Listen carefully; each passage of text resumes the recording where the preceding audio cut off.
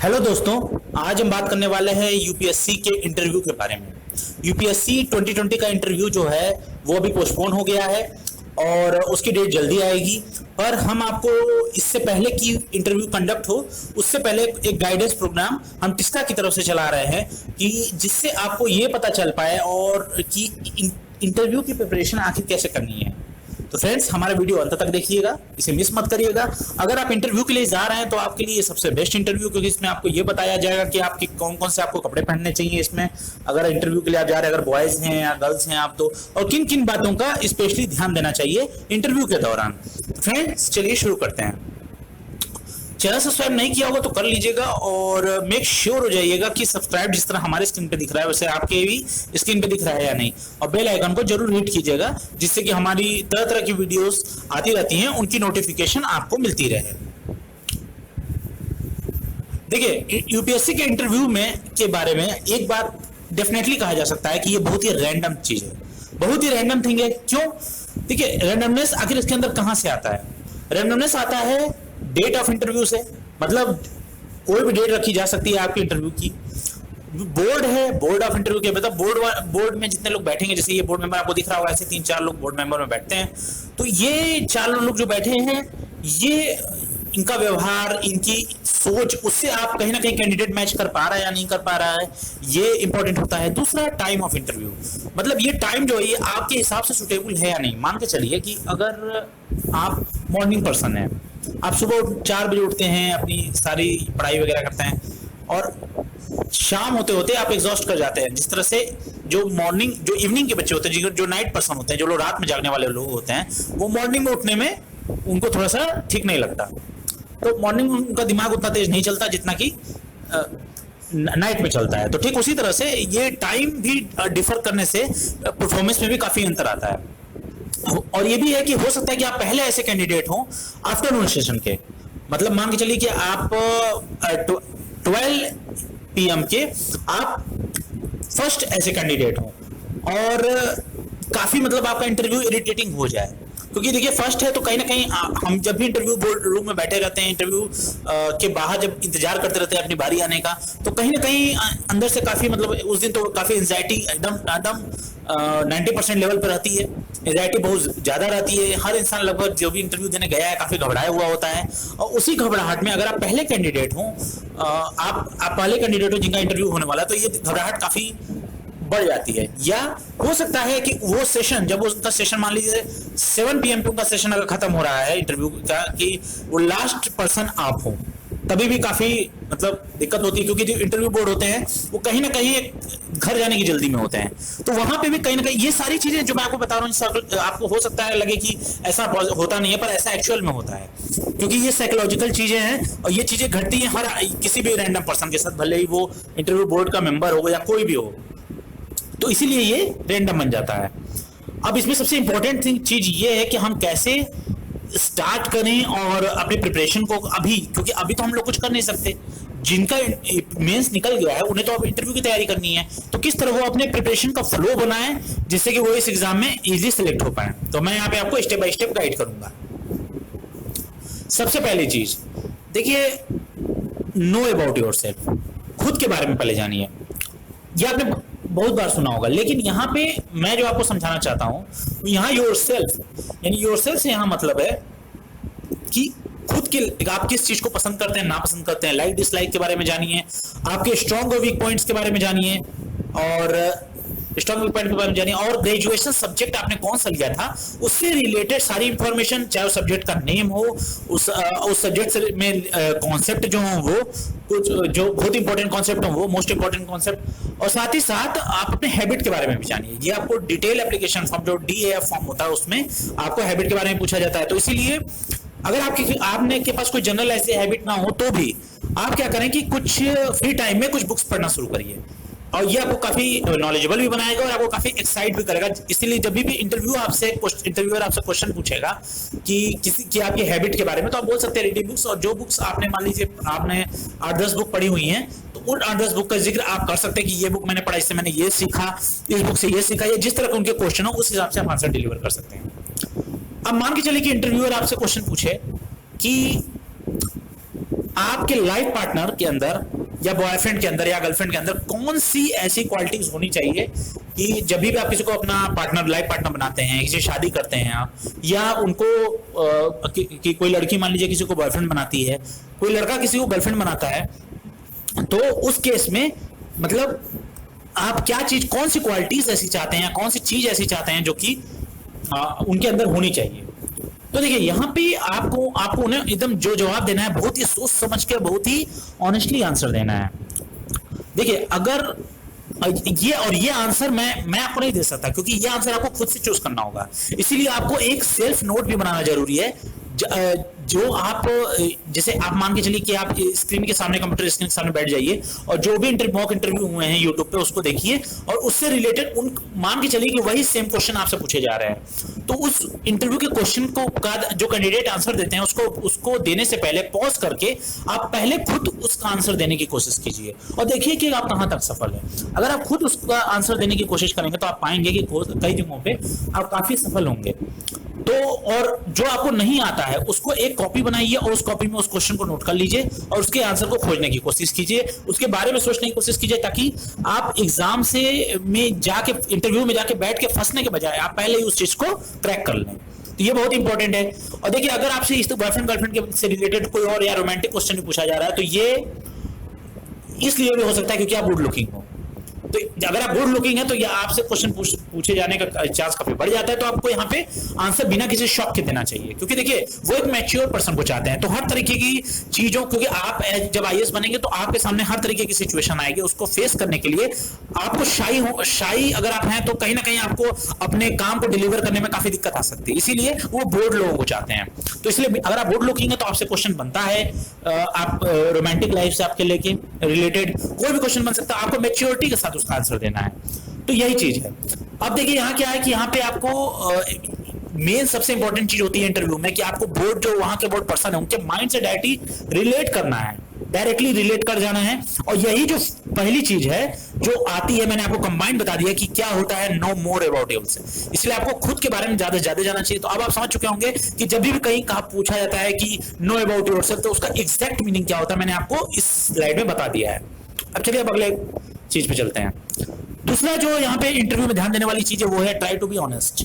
मतलब ईमानदार रहिए, अपने आंसर में ईमानदार रहिए। और अगर आपने अपनी जिंदगी में कुछ गलत किया है, अपनी लाइफ में कुछ ऐसी चीजें हैं जो आपने गलती की हैं, बहुत ही ब्लंडर मिस्टेक की मैं बात यार नहीं कर रहा हूं, और मान लीजिए कि आपने कुछ छोटी मोटी गलतियां की हैं और अगर वो इंटरव्यूअर आपसे पूछते हैं कि क्या आपने कुछ अपनी जिंदगी में गलतियां की हैं, if you done something wrong in life, तब एक्सेप्ट कीजिए, यस यू हैव। मतलब आप वहां पे ये मत कहिए कि नहीं मैंने कोई गलतियां नहीं की हैं। भले आपको लगता है कि आपने कोई गलती नहीं की, तो भी कोई भी छोटी मोटी गलतियां वहां गिना दीजिए, लेकिन आप ये मत कहिएगा कि नहीं आपने कोई गलती नहीं की है। क्योंकि देखिए हर आदमी मदर टेरेसा नहीं हो सकता, और ये बात भी सच है कि वो राजा राम मोहन राय को नहीं चाहते हैं एज एन आईएएस ऑफिसर। राजा राम मोहन राय बहुत अच्छे थे सोशल रिफॉर्मर, लेकिन वो एज एन आईएएस ऑफिसर वो नहीं चाहते हैं। वो चाहते हैं क्योंकि हम सारे ह्यूमन हैं और ह्यूमन बीइंग ही आईएएस के लिए, आईएएस और आईपीएस जैसे सर्विसेज के लिए इंपॉर्टेंट है। सुपर हीरो या बहुत ही ग्रेट लोगों की यहाँ जरूरत नहीं है। यहाँ आपको एक वेल सेटल, एक मैच्योर पर्सन की यहाँ जरूरत है, जैसे मैंने आपको पिछले वीडियोस में भी कहा। इसीलिए अगर आपने कुछ जीवन में गलतियां की है तो उसे कहिए यस। ये मत सोचिए कि मैं यस कर दूंगा तो यहाँ पे मतलब मैं बाहर निकल जाऊंगा, नहीं। अगर इसका आंसर भी आपको नहीं पता, आपको लगता है कि आपको ऐसा अंदर से गट फीलिंग आती है कि आपने कोई गलती नहीं की, तो भी कोई छोटी मोटी गलती खोज लीजिए और उसको अपने, जो मैंने आपको नोट्स बताया था कि एक नोट बना लीजिएगा, उसमें इस चीज को नोट कर लीजिएगा, और जाके जब भी आपके सामने इस तरह के क्वेश्चन आए तो आप तुरंत उसका आंसर दे पाए। अब देखिए तीसरी चीज आपको किस चीज पे ध्यान देनी है। तीसरी चीज आपको ध्यान दे कि आप जो भी आंसर देने की कोशिश करें उसको बहुत ही अच्छी तरीके से वेल मैनर्ड में डिलीवर करें, और खास तौर पे अगर वो आंसर सिलेबस से रिलेटेड हो तो यहाँ पे थोड़ा सा आपकी जिम्मेदारी और थोड़ी बढ़ जाती है, क्योंकि आपसे ज्यादा एक्सपेक्ट किया जाएगा, क्योंकि आपने प्री और मेंस दोनों निकाला है। तो ये माना जा सकता है कि आपके पास नॉलेज की भी कोई कमी नहीं है, नॉलेज आपके पास काफी है। ये आप, क्योंकि नॉलेज वाला पार्ट प्री में चेक हो जाता है, और आप किस तरह से चीजों को देखते हैं, आपका जो व्यू है समाज को देखने का, वो कहीं ना कहीं मेंस में कवर हो जाता है। अब बचता है जो इंटरव्यू है, वहां पे सिर्फ आपकी पर्सनैलिटी को जज किया जाता है। वहां पे ये नहीं माना जाता कि आपको कोई चीज नहीं आ रही होगी। अगर मान ली कोई चीज आपको नहीं भी आ रही तो वहां ये मान लिया जाता है कि हो सकता है कि आप उस पर्टिकुलर मोमेंट में भूल गए हो। इसलिए तीसरी जो है सबसे इंपॉर्टेंट चीज है वो यही है कि अपने आंसर को सिलेबस से रिलेटेड जो भी पूछा जा रहा है या कोई भी क्वेश्चन जो पूछा जा रहा है उसको बहुत अच्छी तरीके से डिलीवर करने की कोशिश कीजिए। और अपने इंटरव्यू को, जो सबसे इंपॉर्टेंट यहाँ चीज है कि जितना हो सके अपने इंटरव्यू को गाइड करने की कोशिश कीजिए। अब देखिए ये क्या है, कैसे इंटरव्यू को आप गाइड करेंगे। गाइड करने का मतलब होता है कि अपने इंटरव्यू को एक पर्टिकुलर डायरेक्शन में लेके जाना। आपके इंटरव्यू का डायरेक्शन एक पर्टिकुलर फिक्स होना चाहिए कि जिससे कि आपको पता चले कि मैं ये बात बोलूंगा तो इससे यही क्वेश्चन उठेगा। जैसे अगर मान के चलिए मैं रेडार सिस्टम की बात कर रहा हूं तो रेडार से ही रिलेटेड क्वेश्चन पूछे जाएंगे। तो इस तरह से अब मैं आपको इसको समझाता हूं एक एग्जांपल देके। मान के चलिए कि आप एक आईआरएस ऑफिसर हैं, आप आईआरएस ऑफिसर और आप आईएएस बनने के लिए दोबारा अप्लाई किए हैं, लेकिन आपने उसको ना तो डीएफ में मेंशन किया आपने और ना ही वो आपके बारे में जानते हैं। ऐसा भी होता है, ऐसा नहीं, ऐसा मत सोचिएगा कि नहीं आप आईआरएस ऑफिसर तो उसको डीएफ में बहुत आपने मेंशन नहीं किया हो। तो अगर आप आईआरएस ऑफिसर मान के चलिए आपने उसको डीएफ में मेंशन नहीं किया है या मेंशन भी किया है, अगर उन्होंने ध्यान नहीं दिया या वो इसको कहीं ना कहीं इग्नोर कर रहे हैं, वो इससे रिलेटेड क्वेश्चन नहीं पूछ रहे हैं, तब उस समय, क्योंकि देखिए ये पॉसिबल इसलिए भी क्योंकि हो सकता है आपने प्रिपरेशन के लिए एग्जाम्पशन लिया हो। एग्जाम्पशन वो लोग लेते हैं जो लोग, जैसे मान के चलिए कोई आईपीएस सेलेक्ट हो गया लेकिन वो तुरंत ज्वाइन करना नहीं चाहता, तो उन्हें कुछ समय का मतलब नियम के अनुसार नियमानुसार उनको कुछ समय एग्जाम्पशन मिल जाता है जिससे कि वो आगे की प्रिपरेशन को कंटिन्यू रख सके। अब देखिए क्या है कि अगर आप आईआरएस ऑफिसर है और आपने मेंशन नहीं किया या आपने मेंशन किया भी उन्होंने नजरअंदाज किया, और नजरअंदाज वो नहीं करते हैं, एक्चुअली वो देखना चाहते हैं कि आप उसका आंसर कैसे देते हैं, तो इसलिए हो सकता है उससे रिलेटेड क्वेश्चन वो आपसे ना पूछें। और तब उस केस में आपको अपने इंटरव्यू को गाइड करना है, और वो करने का सबसे अच्छा तरीका है कि जब वो, जैसे आप आईआरएस ऑफिसर हैं और वो नहीं जानते इस चीज के बारे में या एक्टिंग कर रहे हैं कि वो नहीं जान रहे हैं, तो और वो आपसे कोई भी चीज पूछता, अगर आपसे वो ये क्वेश्चन इस तरह के मतलब ये क्वेश्चन है, इस तरीके के क्वेश्चन पूछे कि आपने अपने देश के लिए अभी तक क्या किया है, मान लीजिए आपसे कोई क्वेश्चन पूछ दे कि आपने अभी तक अपने देश के लिए क्या किया है, तो यहां पे आप आंसर दे सकते हैं कि ये, मैं देखिए एक मैं बता रहा हूं, एक क्वेश्चन के हिसाब से मैं आंसर फॉर्मेट करके बता रहा हूं, कोई भी चीज हो सकती है, कोई भी क्वेश्चन हो सकता है इसी तरीके का या दूसरे तरीके का। मैं एक आपको एग्जांपल देकर समझाने की कोशिश कर रहा हूं कि किस तरह अपने इंटरव्यू को एक पर्टिकुलर डायरेक्शन में गाइड किया जाता है। तो देखिए यहाँ पे आप रिप्लाई कर सकते हैं कि आपने देश की मदद की है, आपने गवर्नमेंट के लिए को पैसा दिया है एज एन आईआरएस ऑफिसर काम करके। तो मान लीजिए वो नहीं जानते इस चीज को या वो एक्टिंग कराना जानने की, तो उस केस में वो आप जो है आपका ये रिस्पॉन्स कि आप एक आईआरएस ऑफिसर हैं और आपने सरकार के लिए पैसे बनाए हैं, मतलब लोगों से टैक्स लिए हैं एज एन आईआरएस ऑफिसर, ये जानने के बाद ये डेफिनेटली कि वो आपसे कई तरह के क्वेश्चन पूछेंगे, जैसे what is FDI, what is FII, what is GDP, what is GNP, what is MAT, what is FDI and why there is so much corruption, why there is so much corruption, ये question पूछा जा सकता है। कि देखिए ये सारे वो क्वेश्चन है कि अगर आप एक आईआरएस ऑफिसर हैं और आप इंटरव्यू देने जा रहे हैं तो ये क्वेश्चन आपसे मच एक्सपेक्टेड है, तो ये कोई बहुत ही शॉक होने वाला क्वेश्चन नहीं है। जैसे तो इससे क्या होगा, ऐसा कर देखिए आप ये सारे क्वेश्चन है कि अगर आप एक आईआरएस ऑफिसर तो पर्टिकुलर आपको ये जो मैंने बताया है ये सारे तो क्वेश्चन आपको प्रिपेयर करने ही करने हैं। कितना करप्शन क्यों है हमारे सिस्टम में, मैट क्या होता है, जीएनपी क्या होता है, जीडीपी क्या होता है, एफडीआई क्या होता है, एफआईआई क्या होता है, ऐसे कर बहुत क्वेश्चन बनते हैं, तो आपको ये सब प्रिपेयर करके जाना। तो ये तरह से, इस तरीके से ये सारे क्वेश्चन वो आपसे एक्सपेक्ट करते हैं और इस तरह से आप अपने इंटरव्यू को एक पर्टिकुलर डायरेक्शन में गाइड कर सकते हैं। तो उम्मीद है कि आपको ये चीज समझ में आ गई होगी कैसे अपने आंसर को सिलेबस के इर्द गिर्द रखें और सिलेबस ओरिएंटेड अपनी स्टडी को करें और किस तरह से आगे का आप सारी चीजें हैंडल करेंगे। तो फ्रेंड्स ये था। अब देखिए चौथी चीज जो आती है वो ये है प्रेजेंटेशन से रिलेटेड। आप एग्जामिनर के सामने खुद को कैसे प्रेजेंट कर रहे हैं, साथ ही साथ आप कौन सा वो बेस्ट ड्रेस है जो आपको इंटरव्यू में पढ़ना चाहिए, आपको किस तरह से इंटरव्यू रूम में एंट्री लेना चाहिए, साथ ही साथ आप किस तरह से इंटरव्यू रूम में बैठना चाहिए एग्जामिनर के सामने, जैसे देखिए यहाँ पे बैठी हुई हैं, और आपको कैसे, जैसे आप जब आप अपना इंटरव्यू दे दें तो उसके बाद कैसे आपको उठना चाहिए और किस तरह से अपने रूम से बाहर जाना चाहिए, ये सारी चीजें हम यहाँ डिस्कस करेंगे इंटरव्यू से रिलेटेड। तो देखिए यहाँ पे पहली चीज मैं आपको बता दूं कि आपका जो ड्रेस होता है, क्योंकि आपका ड्रेस बहुत ही इंपॉर्टेंट यहाँ रोल प्ले करता है, क्योंकि जो भी पहले आप जिससे भी मिलेंगे वो आपके सबसे पहले वो आपके ड्रेस से ही गो थ्रू होगा। पहले आपके ड्रेस को ऊपर से नीचे अच्छे से देखेंगे, वो देखेंगे अच्छे से कि आप किस तरह से कपड़े पहने हैं, क्योंकि first impression is last impression, और पहले कोई भी आपको सिर्फ देखता ही है उसके बाद आपसे कुछ बोलता है। फिर आप मान लीजिए मैं कमिंग करके आप अंदर एंट्री लिए, उसके बाद वो जो है उसके बाद जो है वो अपना माइंड जो है आप जैसे आप बैठिए तो उसके बाद आपके बैठने के तरीके से वो अंदाजा लगाएंगे कि किस तरह से आप जैसे ये देखें आपको ठीक इसी तरह बैठना चाहिए, चेयर पे एकदम सीधे, आपको आपकी पीठ झुकी हुई ना हो आगे की तरफ, इसका ध्यान देना चाहिए आपको बैठते समय। और इससे क्या होता है, और आप ड्रेस हमेशा वही पहनिए जो आपको सूट, आपकी पर्सनालिटी को जो सूट करता है। इसका मतलब ये नहीं कि आप जींस पहन लीजिए, मतलब फॉर्मली पहनिए लेकिन उसको थोड़ा ठीक से, जैसे मैं आपको बताता हूँ कैसे ड्रेस पहनना चाहिए। देखिए अगर आप लड़की हैं और आपकी एज 21 से 25 साल के बीच में है, 21 से 25 के बीच में है, और आप स्लिम हैं, देखिए आप लड़की हैं, आपकी एज 21 से 25 साल के बीच में है और आप स्लिम हैं, तो अगर कोई स्लिम है तो वो क्या कर सकता है, सूट पहने। उसके लिए सूट सबसे बेस्ट ऑप्शन होगा, जो कि उसके प्रेजेंटेशन में 4 चांद लगा देगा।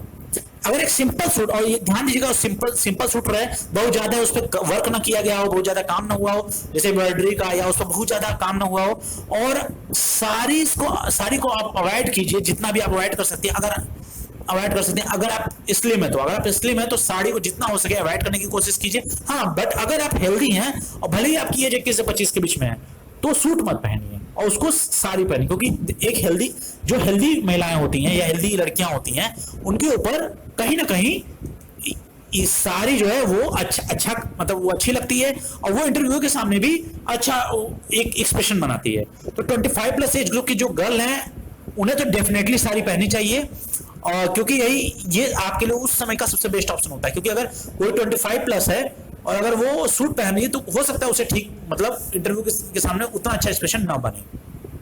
लेकिन हाँ, अगर वो स्लिम है और उसको सूट करता है, उसके बाद देखिए पर्सनैलिटी वाइज डिफर कर सकता है। ये बात, ये ऐसा नहीं कि मेरी बात कोई पत्थर की लकीर है, तो ऐसे केस में वो चीजें काफी अच्छी, मतलब आप कपड़े जो है उसी हिसाब से पहन सकते हो। मैं उम्मीद करता हूँ कि अगर आप लड़की हैं तो आपको समझ में आ गया होगा। और साड़ी का सिलेक्शन कैसे करें, इसका क्वेश्चन अपनी मॉम से पूछिए। आपकी मॉम को सबसे अच्छे से पता होगा कि साड़ी कैसे पहना जाता है। इन केस अगर आपकी मां नहीं है तो आप किसी ऐसे इंसान से पूछिए जो कि साड़ी पहनने में काफी माहिर हो और जिसका प्रेजेंस आपको साड़ी में सबसे अच्छा लगता हो।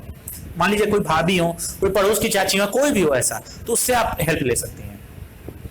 और देखिए लड़कों के लिए क्या नियम है, लड़के अगर आप लड़के हैं तो इंटरव्यू में बैठने के लिए आपको एक सिंपल ब्लैक पैंट और व्हाइट शर्ट पहनना चाहिए। देखिए यहाँ पे क्या है, सिंपल का मतलब कि एकदम सिंपल ब्लैक पैंट मत पहनिएगा, रॉयल ब्लैक जो कलर होता है उसका यूज कीजिएगा पैंट में और शर्ट दोनों में। और शर्ट जो होता है वो शर्ट आप व्हाइट देखिएगा कि व्हाइट और थोड़ा डिफरेंट व्हाइट चूज कीजिएगा। एकदम व्हाइट जो अलग तरीके का स्कूल वाला कपड़ा होता है, स्कूल बॉयज वाला, वो मत पहनिएगा।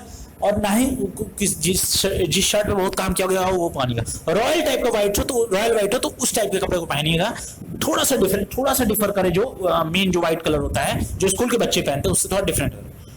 क्योंकि देखिए नॉर्मल ब्लैक और व्हाइट नहीं पहनना चाहिए, क्योंकि वो जो इंटरव्यूअर होते हैं वो आप स्कूल स्टूडेंट्स को नहीं चाहते हैं आईएएस के रूप में, क्योंकि एक मैच्योर गाय उन्हें चाहिए होता है। इसीलिए ऐसा कोशिश करिए कि एक ऑफिसर की तरह आप लगे। तो इसके लिए पहले से ही आप जो जितना हो सके प्रिपेयर कर लीजिए खुद को। आप सूट अच्छे से पहन सकते हैं। लेकिन अगर देखिए अगर आप सिर्फ शर्ट और पैंट पहन के जा रहे हैं और मान लीजिए आप एक टाई लगा रहे हैं, नॉर्मल टाई जो मैच करे, एकदम क्लियर ऑफिसर लुक होना चाहिए। आप कई ऑफिसर्स को नेट पे सर्च करके उस हिसाब से अपने ड्रेसिंग सेंस को मेंटेन कर सकते हैं। और नॉर्मल ब्लैक स्वेटर भी पहन सकते हैं व्हाइट शर्ट के ऊपर, लेकिन ये ब्लैक हाफ स्वेटर कभी मत पहनिएगा। ये ब्लंडर ये आप जो है हाफ स्वेटर जो है पहनिएगा, ज्यादा हाफ स्वेटर आपको प्रेफर किया जाएगा, क्योंकि ये जितना हो सके हाफ स्वेटर को अवॉइड करिएगा। यहां मैंने गलत लिख दिया है, लेकिन हाफ स्वेटर को जितना हो सके अवॉइड करने की कोशिश कीजिएगा। जब भी पहनिएगा तो फुल स्वेटर पहनिएगा। अब देखिए दूसरी चीज इंपॉर्टेंट क्या है, तो आप समझ में आ गया होगा कि लड़कियों को लड़कों को किस तरह के ड्रेस पहनने हैं। अब यहाँ जो दूसरी इंपॉर्टेंट चीज है, जो लास्ट इंपॉर्टेंट चीज आती है, वो होती है कॉन्फिडेंस। ये बहुत इंपॉर्टेंट चीज है। और उसके बाद देखिए कॉन्फिडेंस यहाँ इंपॉर्टेंट है, क्योंकि देखिए क्या होता है, अक्सर देखा गया कि जब लड़के इंटरव्यू देते हैं और तो जब उनका क्रॉस एग्जामिनेशन क्या होता है, क्वेश्चन जो दोनों तरफ से क्वेश्चन आंसर, जब क्वेश्चन और आंसर आप जब वो क्वेश्चन पूछते हैं और आप आंसर देते हैं, जब ये प्रक्रिया शुरू हो जाती है, प्रोसेस जब स्टार्ट हो जाता है, तो उस समय क्या होता है कि उनका बॉडी लैंग्वेज लड़कों का होता है वो काफी चेंज हो जाता है। वो कॉन्फिडेंस भी लूज कर देते हैं, क्योंकि उनके अंदर क्या होता है, कॉन्फिडेंस की कमी रहती है उस समय। तो इसलिए अपने कॉन्फिडेंस को मेंटेन करके रखिए। इसीलिए अगर कॉन्फिडेंस को बराबर मेंटेन करके रखना है तो मल्टीपल मॉक इंटरव्यूज दीजिए, जिससे कि अपने इमोशन पे आप कंट्रोल पा सकें। इमोशन पे कंट्रोल पाना बहुत इंपॉर्टेंट है, क्योंकि वो एक मैच्योर पर्सन को चाहते हैं। वो इमोशनल फूल को इसमें नहीं चाहते, तो आप इमोशनल फूल उनके सामने बनने की बिल्कुल कोशिश मत कीजिएगा। अपनी बॉडी लैंग्वेज को ठीक करिएगा और उसके लिए जितना हो सके मॉक इंटरव्यू लीजिएगा, जिससे कि आपकी कमियां धीरे धीरे सुधर जाएं। क्योंकि देखिए, फियर को खत्म करना यहाँ पे रियल चैलेंज होता है, क्योंकि आपके सामने तरह तरह की सिचुएशन आ सकती हैं। लेकिन अगर आप चाहते हैं इसे ओवरकम करना, तो आप फियर यहाँ पे बहुत बड़ा चैलेंज है, और इसे ओवरकम करने के लिए आप मल्टीपल मॉक इंटरव्यू देखिए, अपने फियर को दूर कर सकते हैं। अब कॉन्फिडेंस यहाँ पे आपकी, क्योंकि कॉन्फिडेंस ही जो होता है उसको कहा गया है कि ये की ऑफ सक्सेस है।